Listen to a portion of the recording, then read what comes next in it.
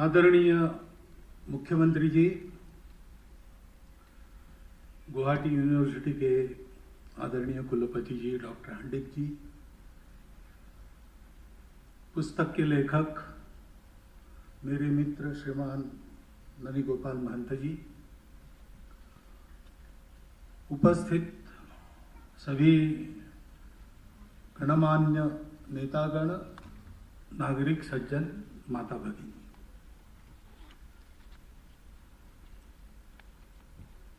पुस्तक और उसके विषय के बारे में सारी बातें आ गई है।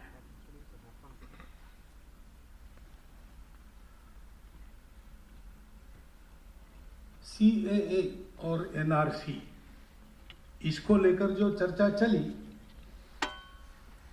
उसको विषय बनाकर इस पुस्तक की निर्मित हुई है। एक तात्कालिक बात है,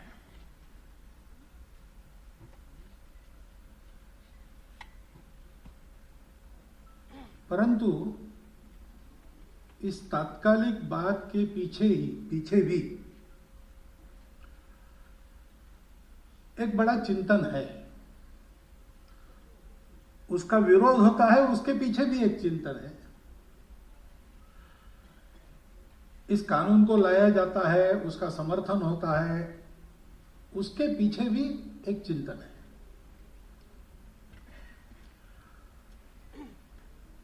और चिंतन की कौन सी दिशा हम सब लोगों के कल्याणकारी है,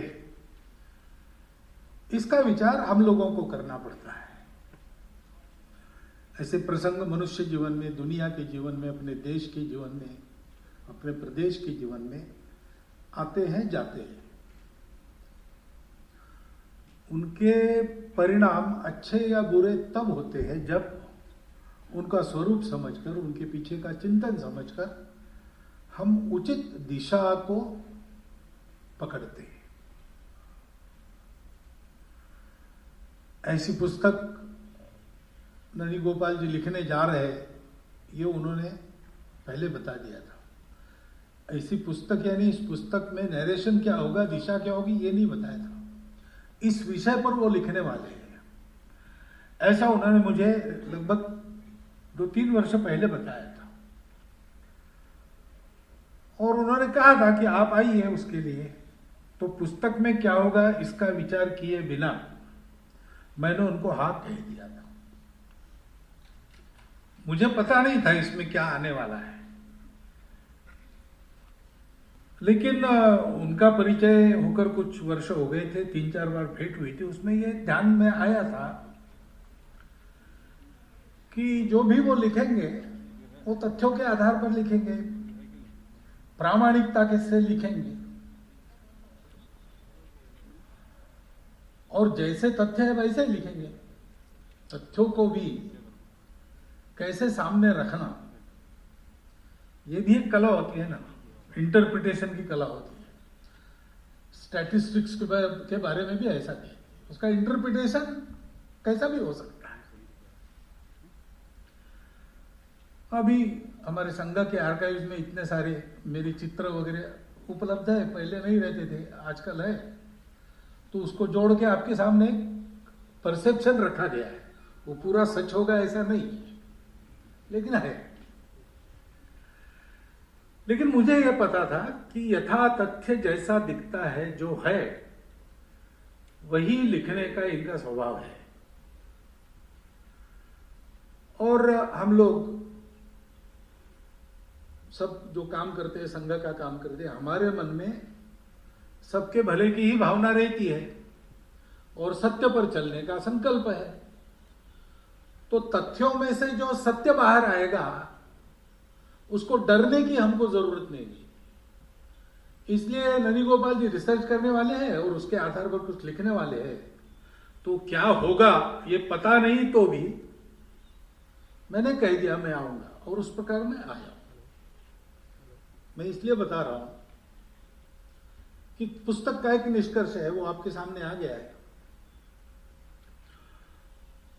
अब हर बात को लेकर बवाल तो मचाने की पद्धति है ही आजकल, इसको लेकर भी बवाल मचा सकते हैं लोग कि एक ऐसा नया कुछ किया गया नहीं, ये हुआ है। उन्होंने अध्ययन किया है, बहुत कड़ा परिश्रम किया है। ये तो हम जब पुस्तक को आप पढ़ेंगे आपके ध्यान में आएगा। बहुत परिश्रम पूर्वक बहुत व्यापक अध्ययन किया, और इसीलिए अभी तक हमारे सामने कुछ बातें आई नहीं थी अथवा आने दी नहीं थी, वो इस पुस्तक में उजागर हो गई है।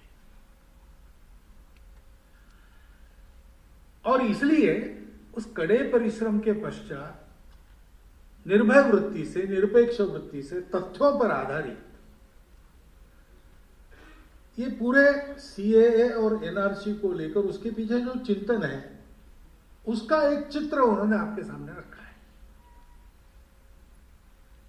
और प्रामाणिक चित्र है, वो कलर्ड नहीं है। हमारे वो संपर्क में है तो भी हमारे पक्ष में कुछ लिखा जाए इसलिए उन्होंने नहीं लिखा है। उनको तथ्यों से जैसा प्रतीत होता है वैसा लिखा है। और इसलिए अब उस पुस्तक को देखने के बाद भी, जैसा उस समय मैंने एक विश्वास से हाँ कहा था, उसी विश्वास से आज मैं कह सकता हूं कि हाँ, इस पुस्तक का मैं पुरस्कार करता हूं।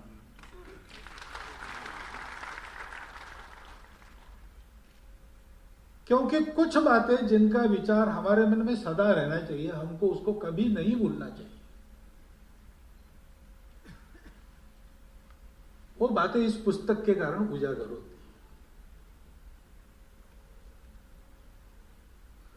पहली बात उन्होंने भी कही पुस्तक का परिचय देते समय कि असम की पहचान का विचार ये कितना प्राचीन है और कहां से जुड़ता है। मैं ऐसा देखता हूं कि भारत की प्रत्येक भाषा, प्रांत आदि आदि जो कुछ विविधता है, उसका इतिहास उस प्राचीन समय से जुड़ता ही है। तब कैसा था बिल्कुल वैसा आज नहीं होगा, लेकिन वहां से निकला, उसके कारण उत्पन्न हुआ, जिसको व्याकरण में शब्द है तद्भव, ऐसा तद्भव सब कुछ है भारत में।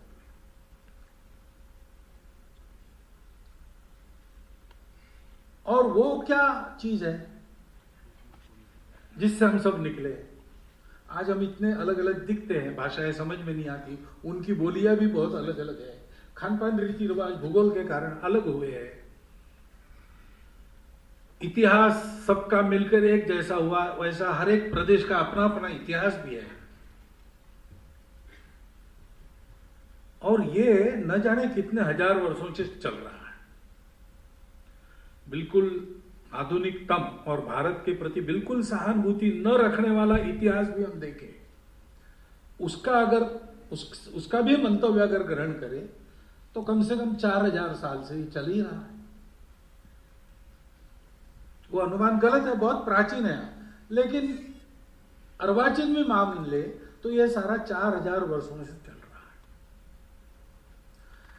दुनिया में एक भी उदाहरण ऐसा नहीं है कि जिसमें इतनी सारी विविधताएं इकट्ठा 4000 साल चली, बिना झगड़ा किए चली, आपस में मिलजुल कर चली, और सबकी सब कायम है आज भी।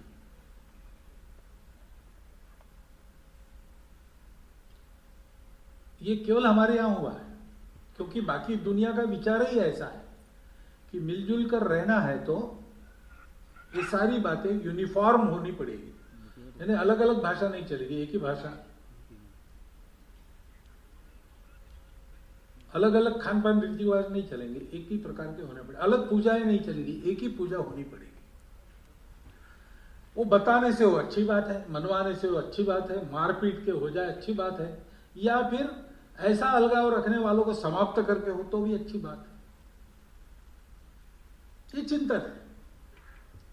और इसलिए हम देखते हैं कि असम को भी हम देखें कि ये डर हमारे यहां पैदा कब हुआ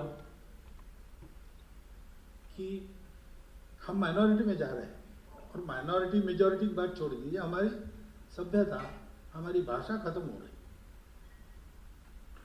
तो ये कोई प्राचीन समय से नहीं है। अभी बताया कि महाभारत के समय से उल्लेख आता है, तो लोगों का आना जाना तो चला ही होगा।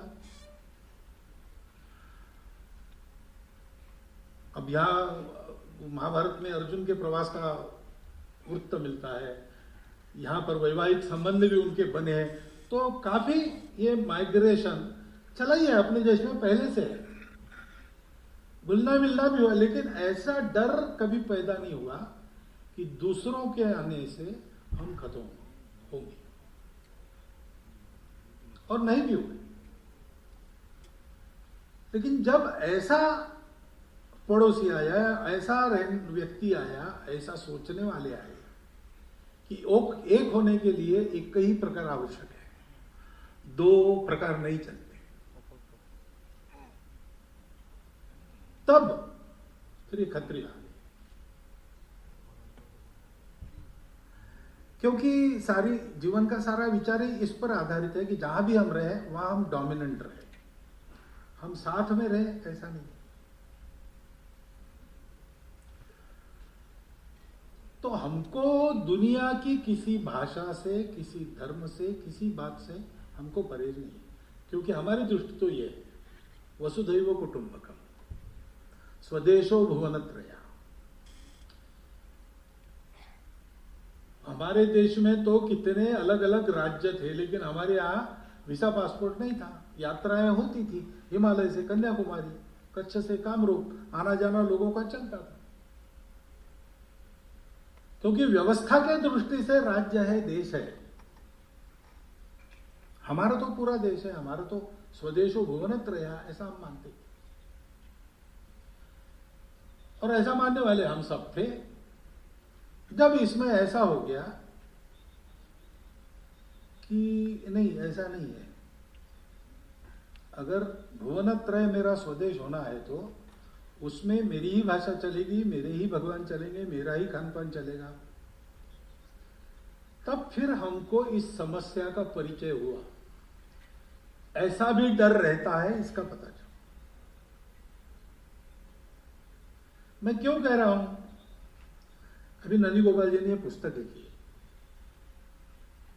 EBOM के कारण क्या क्या समस्याएं हैं, वह सब प्रमाण उन्होंने सब लिखा है, साधारण लिखा है, लेकिन केवल इतना ही नहीं लिखा है।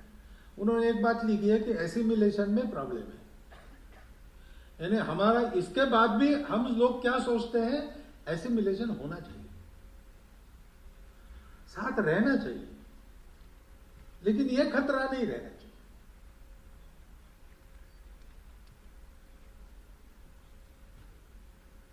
ऐसी हमारी सोच है।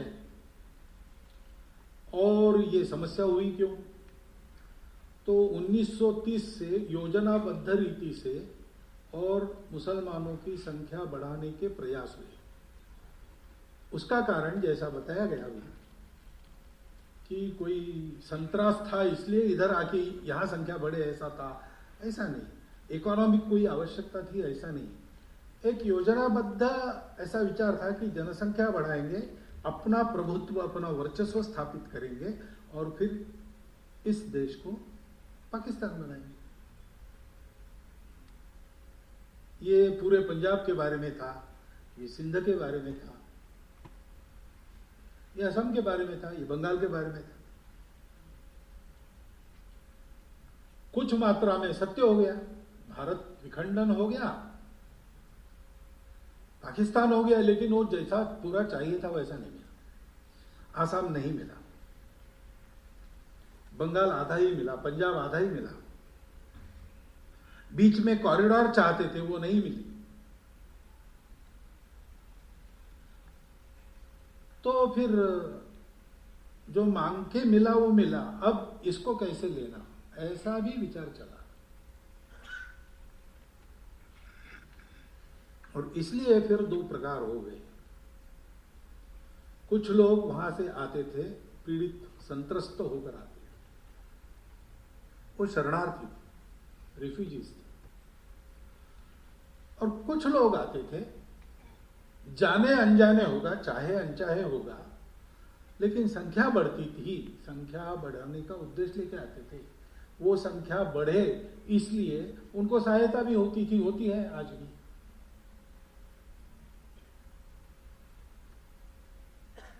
और जितने भूभाग पर हमारी संख्या बढ़ेगी उतने भूभाग पर सब कुछ हमारे जैसा होगा। जो हमारे से अलग है वो हमारे दया पर वहां रहेगा अथवा नहीं रहेगा। पाकिस्तान में यही हुआ, बांग्लादेश में यही हुआ, यानी वो भी पाकिस्तानी था तो 4 बार तो बहिर्गमन हुआ ही। जो अलग थे, मेजॉरिटी से जो अलग थे उनका बहिर्गमन हुआ। कारण कुछ नहीं था, वो अलग थे, यही कारण था। और हम ये अनुभव करते हैं कि ऐसे लोग आकर जहां बसते हैं वहां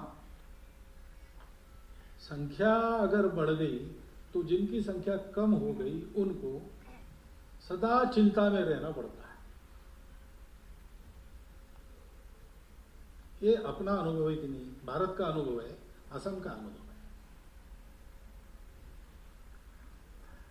फिर भी हमारी वृत्ति क्या है, एसिमिलेशन होना चाहिए। उसके राह में कौन से रोड़े हैं, बस यही एक बात है।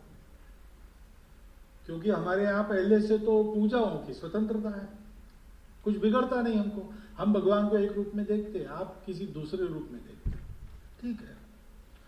अपने भक्ति में हम पक्के हैं, आपकी भक्ति में आप भी पक्के रहो, हमको कोई दिक्कत नहीं है। भाषा आपकी अलग अलग है, हमको कोई दिक्कत नहीं है। एक दूसरे की भाषा का आदर सम्मान करके हम रहेंगे, एक दूसरे की भाषाओं की सुरक्षा की भी चिंता करेंगे।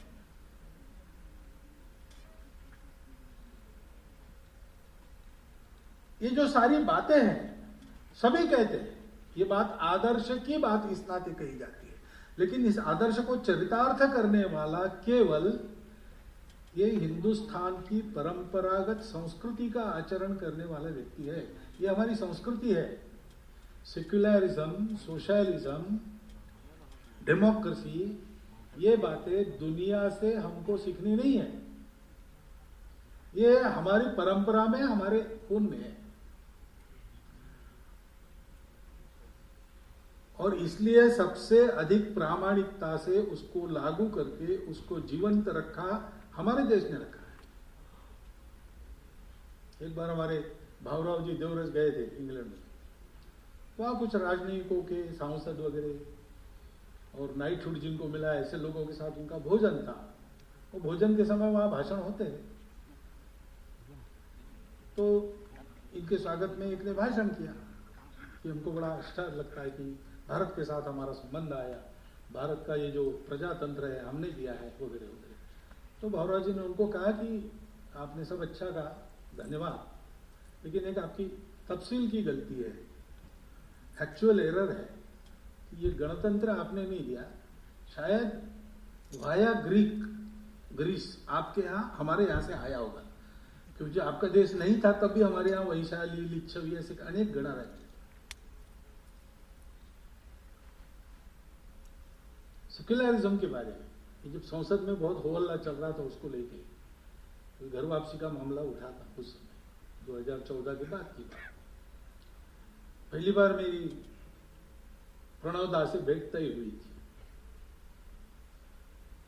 और वो उनको हार्ट का कुछ हो गया तो सारी विजिट्स कैंसिल हुई, लेकिन उन्होंने हमारी कायम रखी और कहा कि आप आइए। तो मैं तो तैयारी करके गया था कि इसके बारे में पूछा जाएगा तो जवाब देना पड़ेगा, लेकिन उन्होंने ही कहा कि अब ये चल रही है धर्मनिरपेक्षता हमको कौन सिखाए, हमको दुनिया क्या सिखा सकती है, हम तो पहले हमारा संविधान धर्मनिरपेक्ष है। फिर उन्होंने कहा कि हमारा संविधान धर्मनिरपेक्ष हुआ फिर हम सेक्युलर हो गए, ऐसा नहीं है। हमारे संविधान के निर्माता ही इस माइंडसेट के थे, सेक्युलर थे, इसलिए वो ऐसा बना है। फिर एक सेकंड रुककर उन्होंने कहा, और ये हमारे संविधान के निर्माता ये पहले लोग नहीं है भारत में सेक्युलर, 5000 वर्षों की हमारी संस्कृति उसने हमको यही सिखाया है। दुनिया क्या सिखाया हमको, सेक्युलर। यही बात उन्होंने जब वो संघ शिक्षा वर्ग में आए थे तब मंच पर से कही है, वो भाषण उपलब्ध है, रिकॉर्डेड है, आप देख लीजिए। तात्पर्य यह है कि ये जो हमारा दृष्टिकोण है परंपरा से चलता आया हुआ, हम सब लोगों की भाषाएं अलग अलग है, खान पान रीति रिवाज अलग अलग है, लेकिन फिर भी हम एक देश के नाते अन्य व्यवस्थाओं में अन्य समय में जीते हुए देश के नाते एक बनकर यहां रहे। भारत के सब पंथ संप्रदायों के उपदेशों में, भारत की सब भाषाओं के साहित्य निधि में, भारत के सब प्रांतों के खान पान रीति रिवाजों में कहीं ना कहीं भारत का उल्लेख है, पूरे भारत का उल्लेख है। मुझे उदाहरण देने की आवश्यकता नहीं, आप लोग जानते हैं। कारण क्या है? कारण हमने इन सारी बातों को, जो एक तरह से मानव निर्मित बातें हैं, उनके ऊपर उठकर अस्तित्व के नाते सारी दुनिया को एक संबंध से देखा।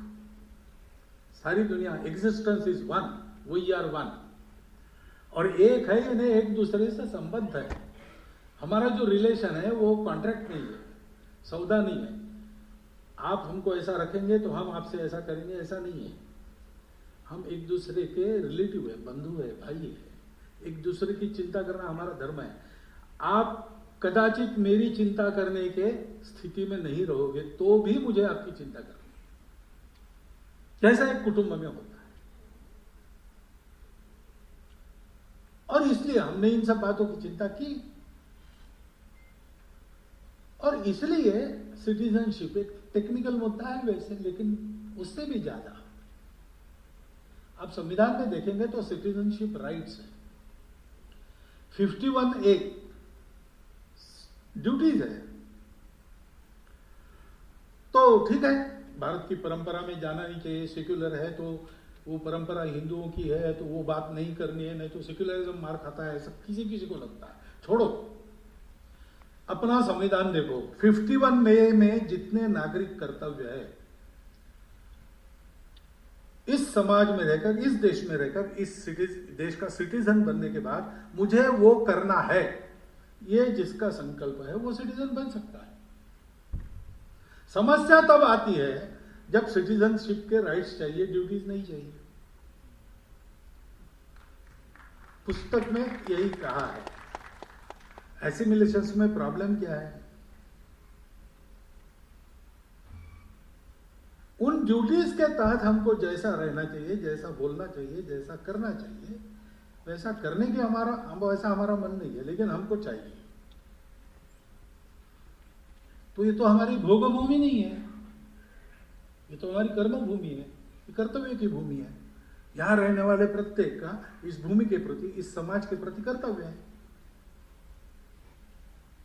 और वो उस संस्कृति ने निर्धारित कर दिया है। वो किसी पंथ संप्रदाय पूजा पर आधारित नहीं है, उसमें सब चलता है।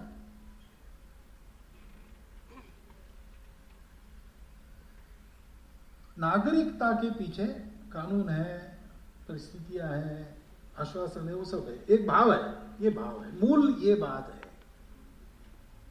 हम सबको इसको ध्यान में रखना चाहिए। हम लोग भारत के साथ हमारा अस्तित्व है। क्यों? Not due to geography, geopolitical conditions.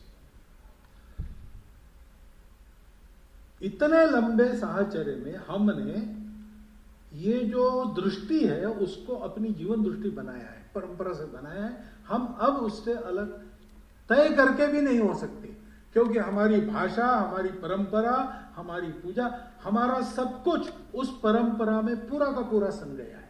उसको छोड़ के वो हो नहीं सकता। क्या महापुरुष शंकरदेव और भक्ति साहित्य को छोड़कर असमिया की कल्पना की जा सकती? ऐसा नहीं होता है। हर बात में वो काम करता है। जैसा कहा आपने मुख्यमंत्री जी ने कि संविधान भी बनाने के पीछे कोई माइंडसेट है, कोई संस्कृति है,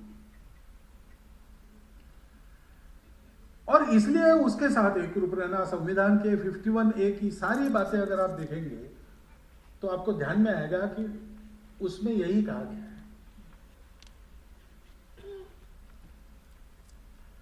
उसकी तैयारी चाहिए।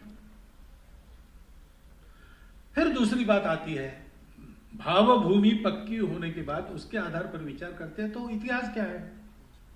इस पुस्तक में उसका पूरा सब प्रमाण अत्यंत तर्कपूर्ण और सत्य वर्णन है।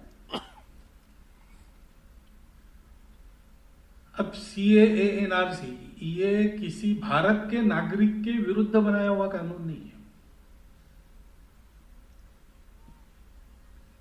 भारत के नागरिक मुसलमान को सीएए से कुछ नुकसान नहीं पहुंचने वाला।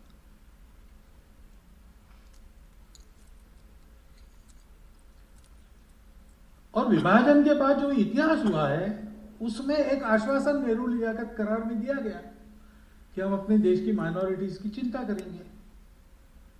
हम आज तक उसका पालन कर रहे हैं, पाकिस्तान ने नहीं किया। और इसलिए उस समय में हमारे लोगों ने सोचा, उसके पहले कॉन्स्टिट्यूएंट असेंबली में भी सोचा कि सारी जनता अंग्रेजों को यहां से निकाल देने के लिए जो लड़ी वो इस कल्पना से कि पूरा भारत एक स्वतंत्र देश होगा।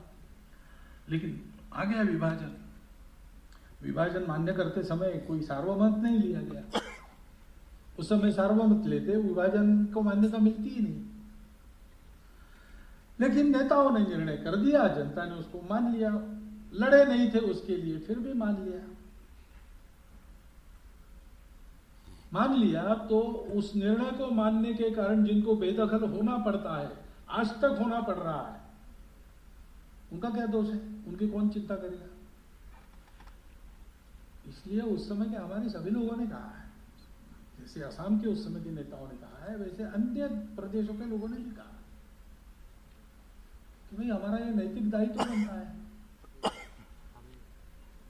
क्योंकि हम कभी ऐसा विचार नहीं करते कि जो हमारे जैसे और हमारे मानने वाले हैं वही जिए।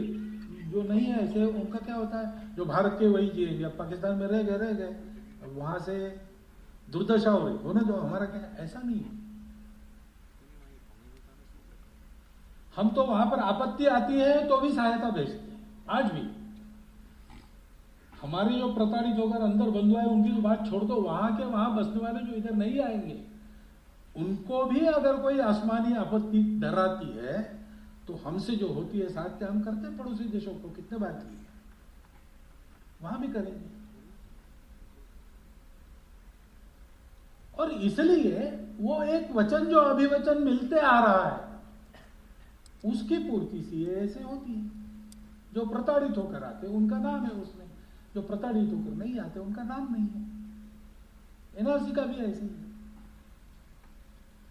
प्रत्येक देश में होता है भाई, अपने देश में जो रहने वाले हैं उसमें अपने देश का नागरिक होता है। जानकारी की बात है ना, वीसा लेकर गेस्ट के नाते आए हैं और घूम फिर रहे हैं, कौन है, जहां बोल रहे हैं वहीं घूम फिर रहे कि नहीं, अता पता रखना ही पड़ता है। हर सरकार को रखना पड़ता है, दुनिया में हर सरकार को ये रखना ही पड़ता है। और बिना अनुमति कौन आए हैं, उनका क्या करना ये बात की बात है, लेकिन कौन है ये तो पता चले। तो अपने देश के नागरिक कौन है ये जानने की अनेक पद्धतियां है, उसमें एनआरसी एक पद्धति है। ये किसी के खिलाफ नहीं है, परंतु बात जब जाती है, क्योंकि जाना ही है उसको, सरकार करेगी ये सब, तो ये पॉलिटिकल डोमेन में जाएगा। और है जैसी पॉलिटिक्स की स्थिति, उसमें इसका केवल पॉलिटिकल माइलेज के हिसाब से विचार होगा, अथवा उसी को हवा देने के लिए कुछ लोग सीधा इस नैरेशन को कम्युनल लाइंस पर लाके लोगों में डाल देंगे। देखो हिंदू मुसलमान बना दिया इन दोनों विषयों को, हिंदू मुसलमान उनका विषय ही नहीं है।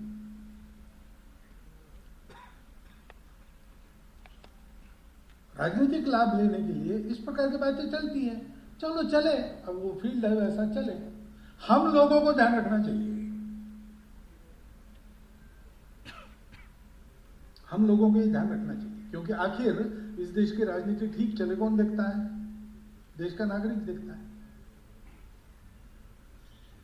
उसके हाथ में करेक्शन का टूल रहता है, हर 5 साल बाद उसका वो उपयोग करता है। उसको ये देखना, उस समय जो करना वो ठीक से करना, और जब करेक्शन का समय आता है तब जहां आवश्यक हो वहां करेक्शन के लिए जो करना है वो करना, ये उसका दायित्व है। आज हम हैं, कल अपनी अगली पीढ़ी रहेगी, उसको जो सौंपना है वो समस्याएं नहीं सौंपनी है, समस्याओं के समाधान हो गए, आने वाले समय के अवसर सौंपने। अगर ये करना है तो हम सब लोगों को इसको समझना पड़ेगा और दुर्भाग्य से जैसा बताया गया कि इसी कुछ वर्चस्ववादी उद्देश्य है या एक कट्टरपन है, हम ही सही बाकी सब गलत, ऐसा विचार है, उसकी स्थापना के लिए है, अथवा अपने पॉलिटिकल गेन के लिए है। हमारे सामने सारे तथ्य कभी ना आए, ऐसी एक इकोसिस्टम तैयार की जाती है। हम सदैव भ्रम में रहे और चीजों को समझ ना सके, उससे बाहर निकलना पड़ता है। और बाहर निकलना पड़ता है तो ऐसे अध्ययन होने पड़ते हैं।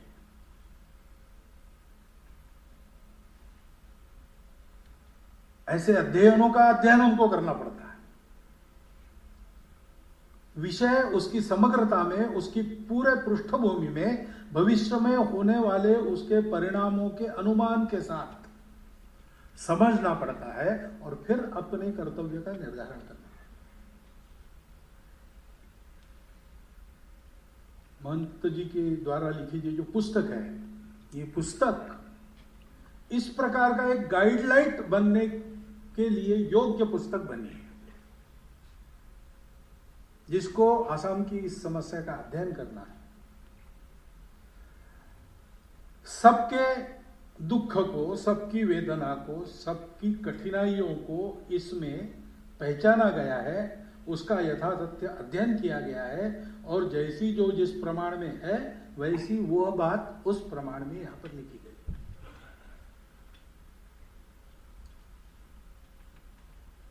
दिशा का स्पष्ट निर्देश है, समस्याएं तो है, और मात्र दिशा अचूक होने से सारी समस्याओं का उसी क्षण निदान होगा ऐसा नहीं, उस दिशा में चलना पड़ता है। चलते समय समय का जो पथ है उस पथ में कुछ आता है, उसके उत्तर देने पड़ते हैं।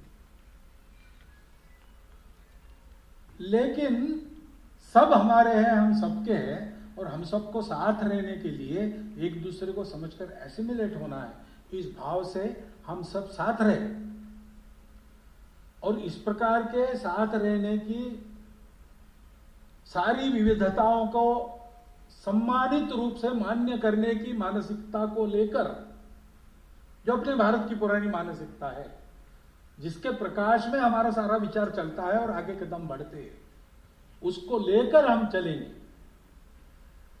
ऐसा चलते रहे तो बाकी सारी समस्याओं का भी मिलजुल कर बैठकर हल निकालने में हम सफल हो सकेंगे।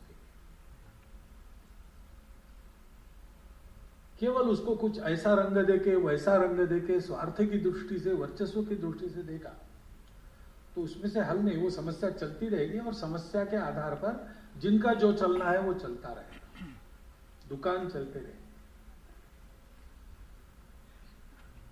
हमको पूरे देश को चलाना है, आगे बढ़ाना है।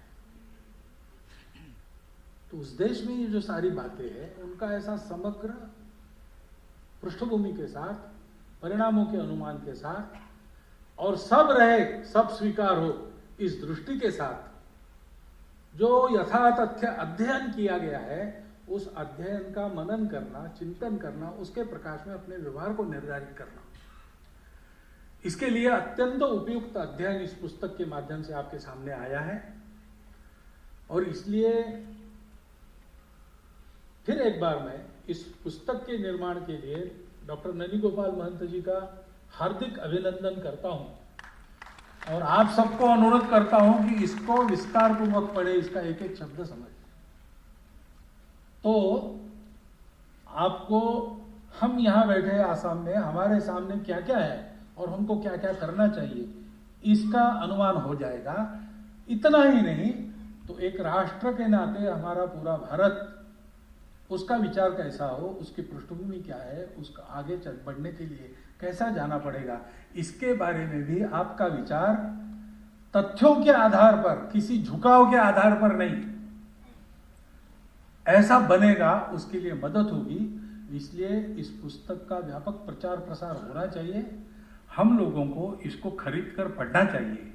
ऐसा आप करें, इसका अनुरोध मैं आपको करता हूं।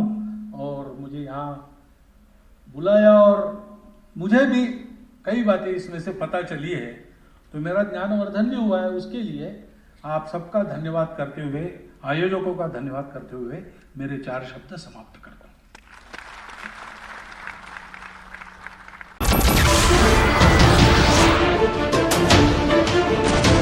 नमस्कार, मैं हूं मानक गुप्ता। अगर आपको हमारा ये वीडियो पसंद आया हो तो इसे लाइक और शेयर जरूर करें, और हां, हमें सब्सक्राइब और फॉलो करना ना भूलें ताकि आप देश और दुनिया की कोई खबर मिस ना करें। तो जुड़े रहिए हमारे साथ और देखते रहिए न्यूज़ 24।